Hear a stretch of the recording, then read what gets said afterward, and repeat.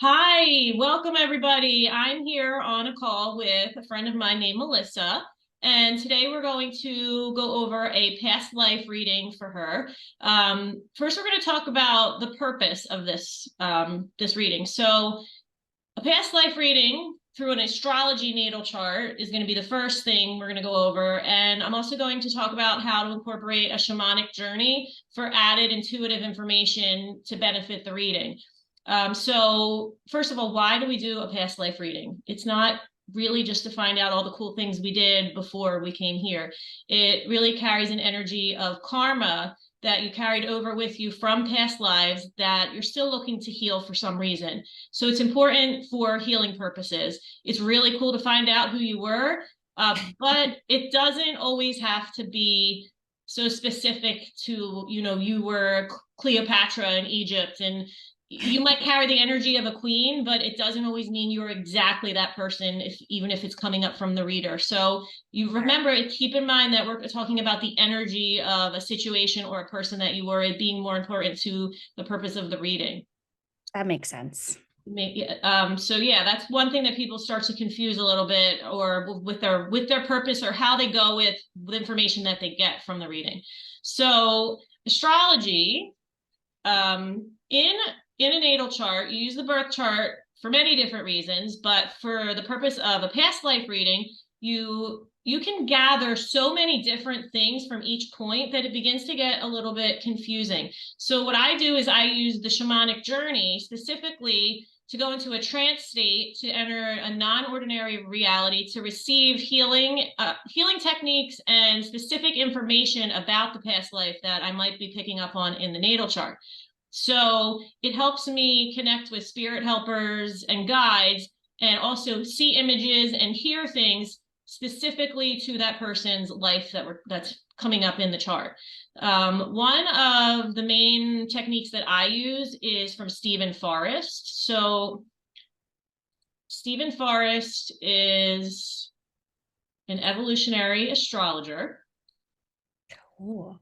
And he is really well known in the astrology community, and he has created his own technique, talking about how you can use the natal chart, specifically the nodes of the moon, to do a past life reading. What he says is everything is karma. So on the day that you're born, at the exact moment in time where you're located on earth when you're born, is a snapshot of who you are coming into this life karmically. And that means where you came from before you were here, and what karma needs to be healed, and what you need to work on this time around for your highest soul's purpose.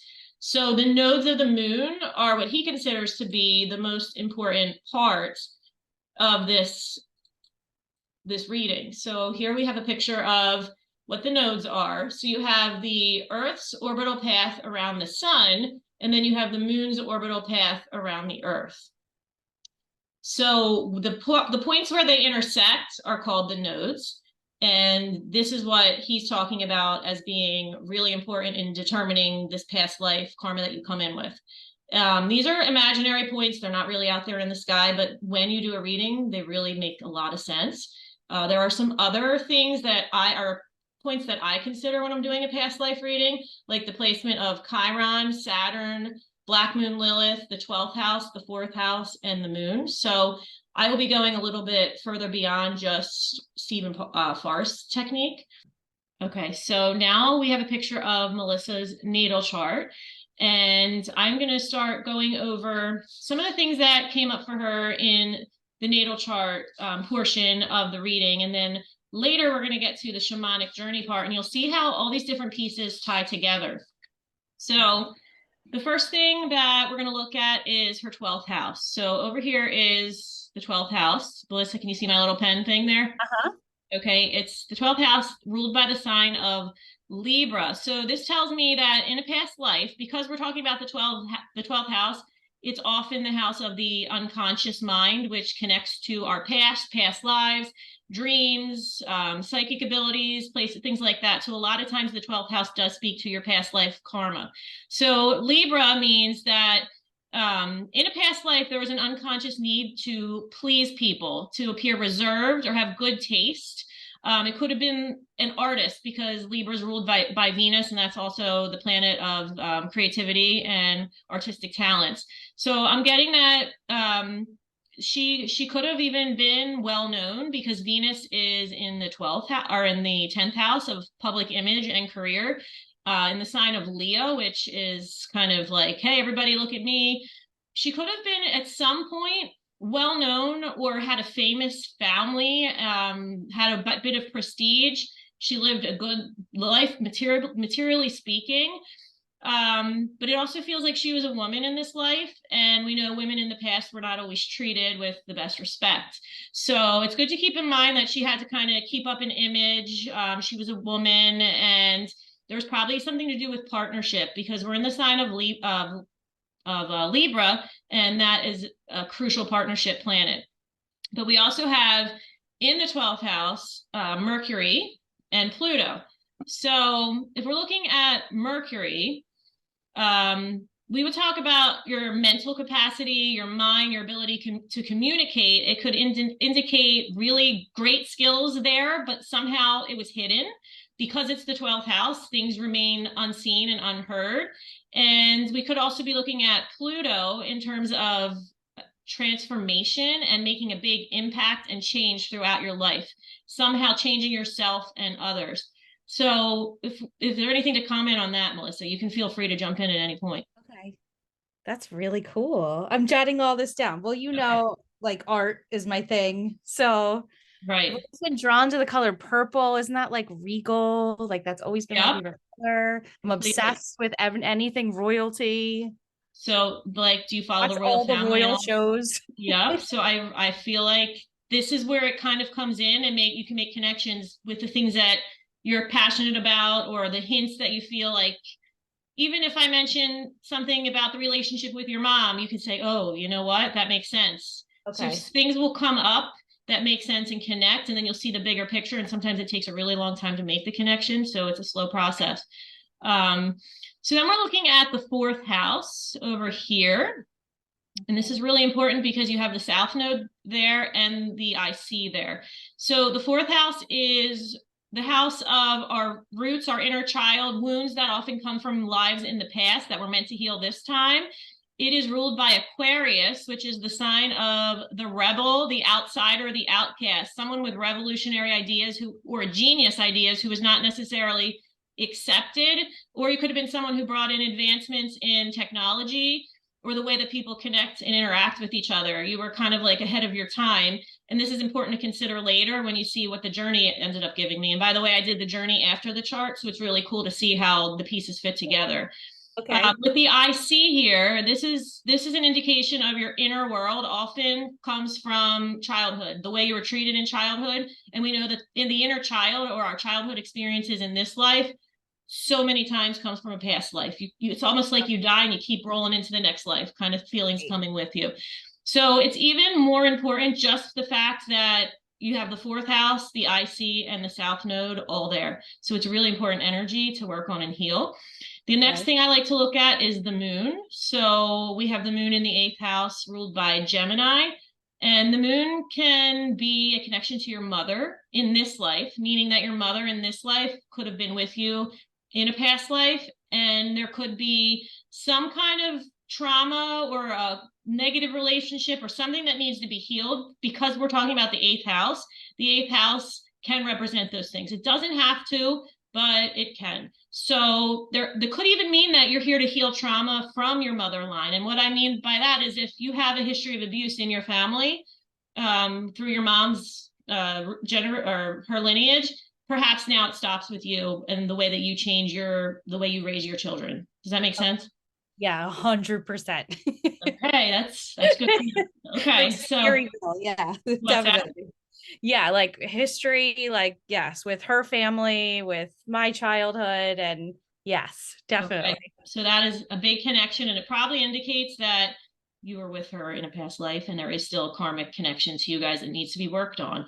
Okay. So the next part we're going to go to, which is what Stephen Forrest focuses on in his technique, and what I'll be using through this mid part of the reading would be the nodes of the moon. And we're going to look right here at the south node first. which is in the fourth house of Aquarius.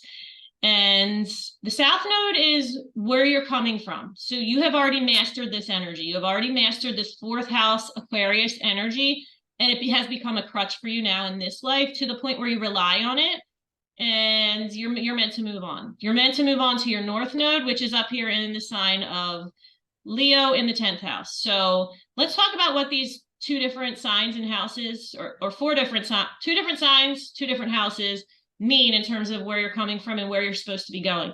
Now, keep in mind the South Node is a crutch. The North Node is something you have to do for growth, but it feels really uncomfortable. And I think this is going to make sense to you the more we go on. So the South Node is in Aquarius. Again, we talked about this already. Aquarius is coming up again.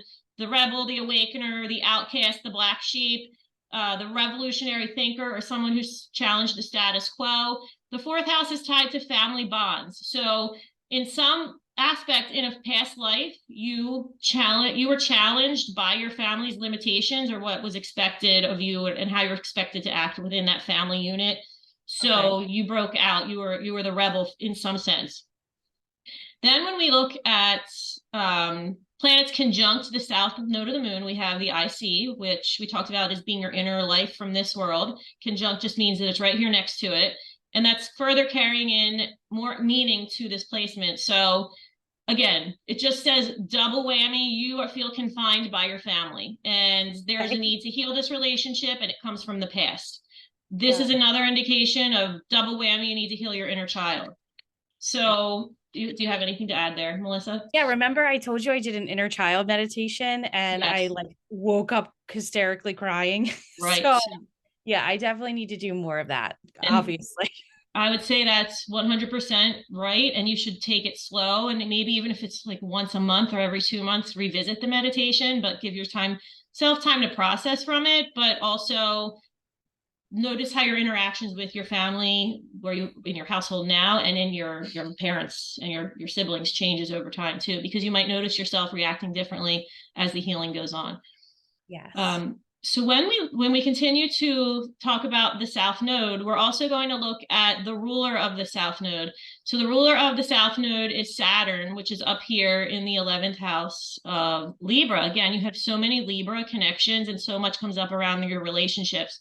So the 11th house, in terms of the South Node, we're talking about something you need to get rid of or you want to do away with. And it's not always the most positive of feelings when we talk about it. So it's not the North Node. The North Node is where we're going for growth. The South Node is kind of like what we're moving away from. So if this reading feels depressing, it's not that it's supposed to be that way. It's just to help you grow away from what you have struggled with in the past. So in the 11th house, this just more confirms the need that you felt like you had to conform to a society or a place that wasn't really you, and you had to ignore your own needs and desires. You had to act polite and appropriate for the times, which many women had to. And it's also kind of confirming, being in Libra, that a relationship defined you and you were stuck in that situation and you wanted more than that. Now, because Aquarius had two planets rule Aquarius. You have your ancient ruler Saturn. The modern ruler is Uranus. So over here in the first house, we have Uranus in Scorpio. So Scorpio can indicate darkness, depression. It's a really dark place where you go emotionally, and your soul can kind of get stuck there. It can feel like a heaviness when you're coming into this life, like it's in the first house, so it might feel like part of it defined you. It can be really, really traumatic, like abuse, trauma, death, or it can just be like a light sense of depression or a negative attitude. But again, it's in the first house, so it tells me that because it's the first house, you were somehow a leader. You stood up and did something that you knew that you wanted to do for other people. Other people were watching you. You stood up, you rebelled, but again, you seemed confident on the outside, but on the inside, you were kind of like, oh no, did I make the right decision? You know, nobody likes me. I'm not accepted. I'm being rejected by people. But at the end of the day, you were like a revolutionary, and you really did something awesome. Any questions or comments on that? So you know how I told you I had like some suspicions? So yes, you never told me what it was. Is it going to reveal so I don't know what it is, but every time that I go to vote, It's really weird. I cry. Really? Okay. Yes, every single time. Like I'll go in. I don't know what it is. I said to Kevin, I'm like, it's so strange. So I go in, I vote, I walk out, and I start crying. And the last time I did it, the boys are like, "Why are you crying?" I'm like, I don't Wow. know. I have this weird connection to like voting, I and wonder like if it has to do with being a woman and the fact that we haven't had like a woman president in the United States. I have no idea. Or I always thought in like a past life, maybe I was involved in like the suffrage movement. Like I don't know. I have this weird connection to it. Okay, So I that's don't know if that's like the rebel thing or I don't know. right. I And think like it's my grandmother on my mom's side was always considered a rebel too.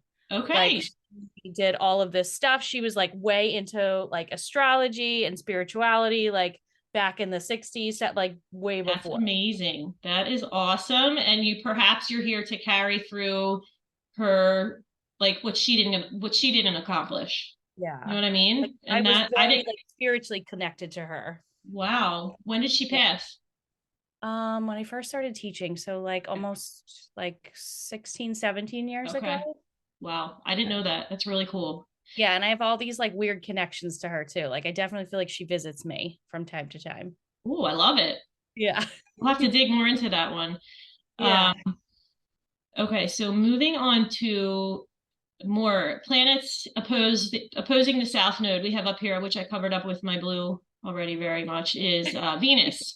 So again, when it's opposing, it's a roadblock. It's a roadblock. It's something that set you back or you could not achieve. So Venus again is that feminine planet, a planet of physical abundance, which I don't think was your issue, but it also is artistic skills and creativity. So this was blocked from you from the past was these artistic abilities that you had, but you couldn't share, probably because you were a woman.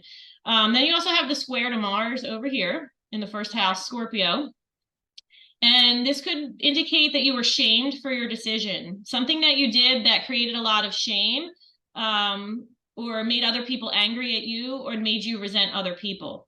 So you've kind of felt powerless. You were not in your power, which Mars often represents, and your passion that was taken away from you.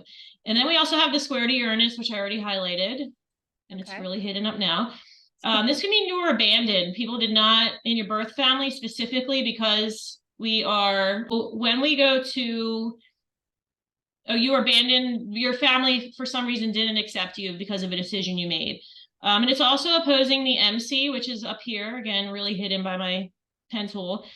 So there was a conflict somehow between your inner and outer world, between your family life and how you were perceived or wanted to be perceived, like publicly, and how you were known.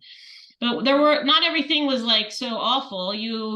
If we look at the trine to the moon here, trine is an easier aspect and it shows supportive people or situations that were good. And I'm getting that you married for love, you were supported by your husband, but you played the role of wife, and that maybe wasn't what you kind of wanted so much. And you kind of lived in his shadow. You also have the sextile to Neptune here, which could indicate a creative spouse. It's in the sign of Libra. So again, we're talking about partnership. I'm sorry, I circled the wrong planet? I meant to say Neptune right here. Second house, Sagittarius, my bad. So you have a creative spouse. You felt like but you kind of felt like you were living a lie, like you had to kind of hide something. So Neptune can keep things hidden. There was something you wanted to be that you couldn't be. And there was also a chance that there was some sort of like escapism involved. Like you were trying to escape reality, or your partner was trying to escape reality. And that could have been done through like drinking too much or that kind of thing, or just kind of living in that false life, or that you put up airs to hide what was really going on. And then again, here's Pluto, the trine to Pluto that I was talking about before. Somehow you broke taboos. You were a taboo. The way that you were living your life wasn't really, it was kind of living on the edge, and it was exciting, but also it was probably intense and overwhelming, and your soul still needs to heal from that. Okay. I love Okay. that I was a rebel. I know you were such a rebel. And then you go to the North Node again, which is up here. And this time, this is talking about where you want to head in this life. So now it's your time to shine. It's in the sign of Leo. It's in the 10th house, which is the house of recognition. It could even be the house of fame, but you're meant to shine more for your efforts in the career world, to make something of yourself, have your legacy. But also Leo is very bold. It's very brave. It's a leader. It can be artistic, creative, but you're supposed to be happy with whatever you're doing. You're doing it because you love it, not because someone in society is telling you this is what you have to do. It's again in the 10th house, so you want to be recognized for your efforts. And then if Okay.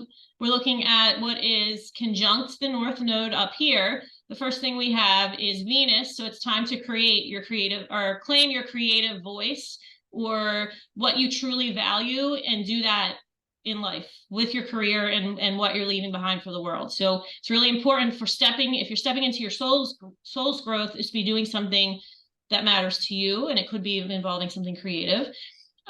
So being in Leo, Venus is ruled by the sun in the 11th house of Libra. So again, this means relationships, again, are more important for you this time around. It doesn't have to be as dramatic as it was in this past life feeling. Sudden decisions from your past life were made that made things feel turbulent, but now you don't have to live that way. You can take your time accomplishing your goals. You can feel comfortable. You don't have to hide who you are. You don't have to chase a dream. It's okay to take this slowly. It's okay to even pursue what you want to pursue when you retire. It doesn't have to be a rush or anything dramatic or drastic. Also, if we're talking about Mars now, the square that was originally to Mars, now it's also squaring the North Node. This time around, you're meant to feel your power, step into your power, make something meaningful for yourself. And then that square to Uranus, again, this time your identity does not depend on outward social circumstances. It shouldn't. That would be healing for you to move away from having to depend on what other people think of you or tell you you should be doing. So there, again, with the opposition to the IC, you have the North Node and the IC down here.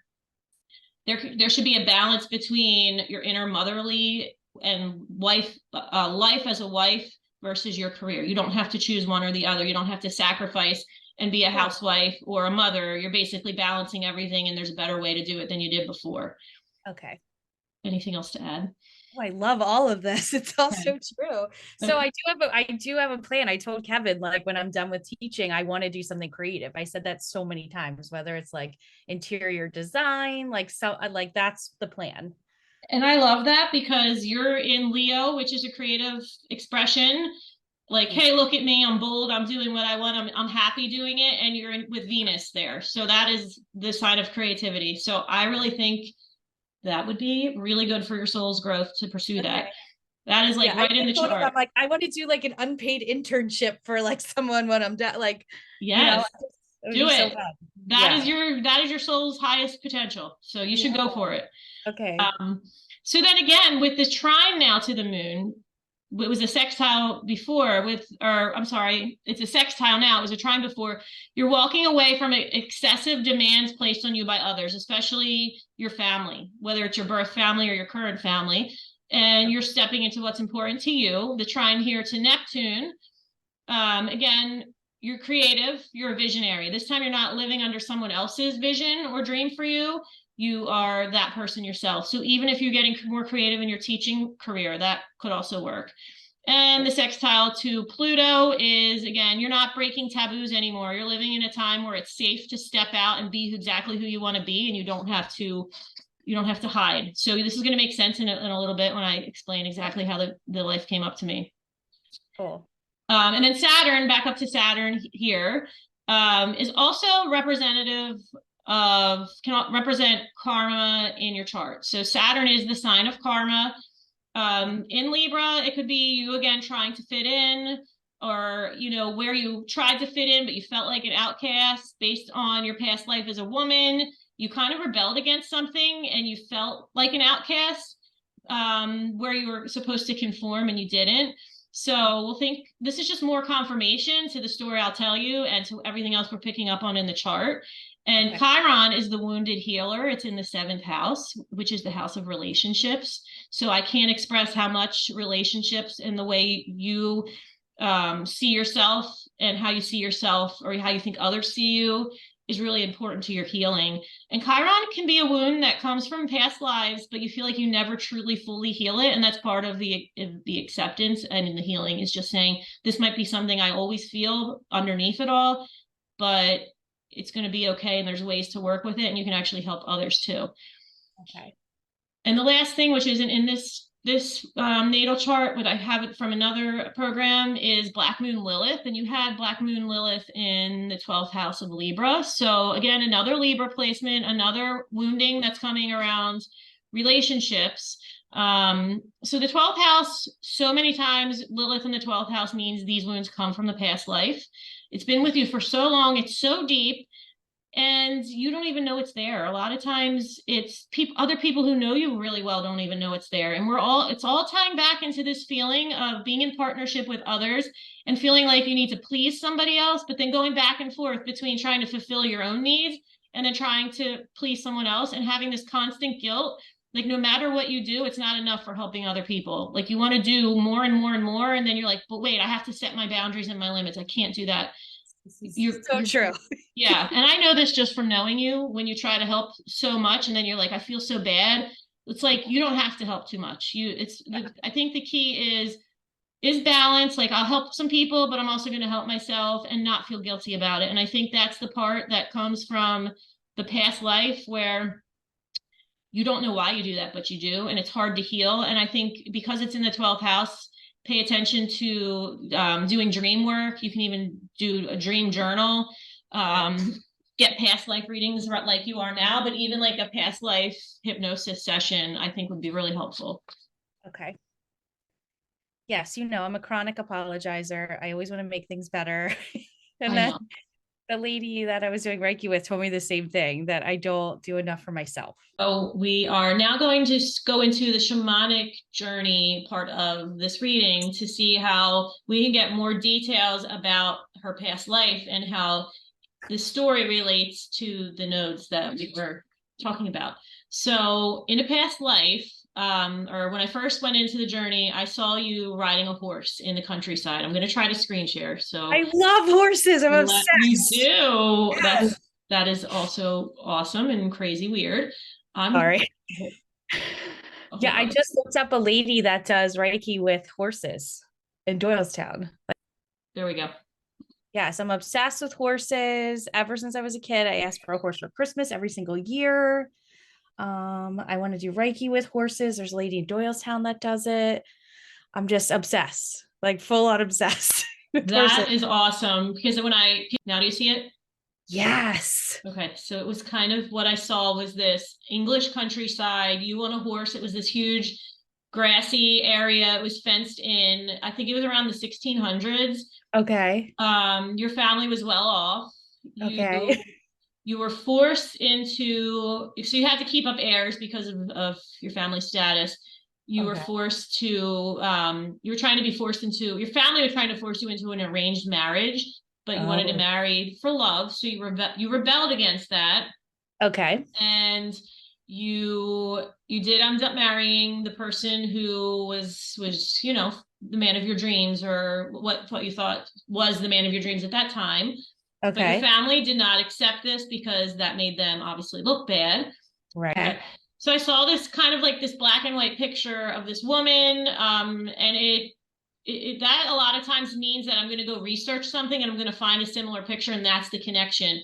And I was getting that you were some sort of author or writer or artist. It could have been a fine artist, but it was someone creative. But you had to really hide who you were because you were a woman. And during the time, that was not acceptable for a woman to be known to be a fine artist or a writer. So you kind of hid in the shadows doing what you loved, and you built a lot of resentment. And I saw this image, and then I researched it after, and I was reading around the time of Shakespeare, which I don't follow literature at all. I didn't even know Shakespeare. I didn't know he was from the 1600s. I forgot. So it turns out that during the time of Shakespeare, there were also a lot of women poets. Yes, I know. Work was pushed into the shadows, but when some like in the early 1900s or mid 1900s or something like that, other women writers were going and discovering these hidden works of literature by women during the times of Shakespeare that was never recognized. So it's almost like I had this feeling that you were one of these women who was known for your creativity. It could have been fine art. I also had a similar story about a fine artist. Now she's dead, but her work is on display in California, and Huh? she's well known that she's passed. So you were one of these artists, female artists whose work was hidden but then came out later. So as you look around and hear these stories of these women who were repressed, and you're reading about their stories now, and now they're like kind of famous. You were Yeah. one of them. So I don't know if it's fine art or if it's literature, if you feel the connection, but you kind of lived. You ended up marrying someone who was artistic too and got to pursue what you wanted to pursue because he was a man that you couldn't. So you were kind of like lived through his dreams, but you resented it a little bit. And that was the connection that I made. Like that ties it all together. How you rebelled against your family. You were told you had to be a certain way because you were a female and you had this status, a family of status. You were supposed to be married into this arranged marriage, but you chose somebody else. So you were kind of rejected for that, but you still couldn't live out your dream to pursue the arts because of being a female. But you ended up somehow being known later, and I believe it was after you passed. Very cool. I actually have, I think I told you this, that I forget her name, but I have pictures hanging in my house, like giant pictures of this woman who was like a Swedish artist. And supposedly she created like the first modern art, like before Picasso, before everyone else, but she had zero recognition. And they figured Right. out after the fact that she was the first person to create art like that. She I just never wonder, had recognition. I wonder if this was the same woman that I saw because someone posted about that exact story, and I can't remember if it was Yeah. Swedish or not, but now her artwork Oh, was. here it is. It's Hilma A.F. Clint. That is her name. I feel like this is the same artist that was posted in the group that I was just telling you about. Yeah. Exactly. That Yeah, is I have her work crazy that you hanging. have it. That you have it in I your know. house. I Do have you it feel literally. I ordered it from Etsy. I hung it up. Like explained the whole story to my husband. Like super cool. wow? And that's crazy because that came up as the connection for you, and it goes. Your astrology chart says it, and the shamanic journey said that as well. Yeah. So I can't believe that. Things When that you are look hidden. at it, do you get a certain feeling to like? Yeah, I absolutely love it. Like I designed the whole room around those paintings. Wow, Yeah, and they're like really bright and colorful and that amazing. is awesome. That is Yeah. crazy. That just know that that was you. You That's were so somehow cool. you were an artist, a creative who was couldn't share your gift, and I think it's awesome that you made that connection.